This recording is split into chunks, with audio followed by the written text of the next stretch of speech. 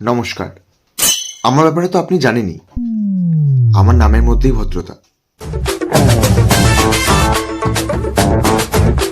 মদ, গাঁজা, বিড়ি, সিগারেট এগুলোর দিকে ভুলেও তাকাই না, ছুঁইও না।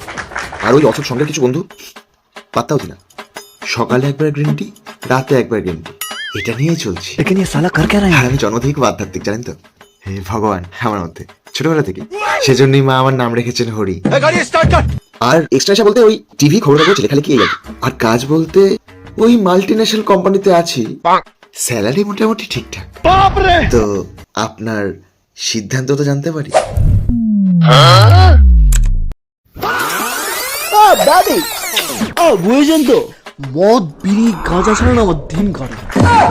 চাকরি বাকরি আমার হবে না, আমি করবো না, পোষাবে না। এই দুটান জীবন পুরো বাওয়াল। বন্ধু বান্ধব আছে, মত এনজয় পার্টি, এই নিয়ে আমার জীবন, বুঝেছেন তো। একদম পুরো জীবন সারা সাট কুমড়োর ঘাট। এবার আপনি বলুন তো, আপনার মতামতটা কি?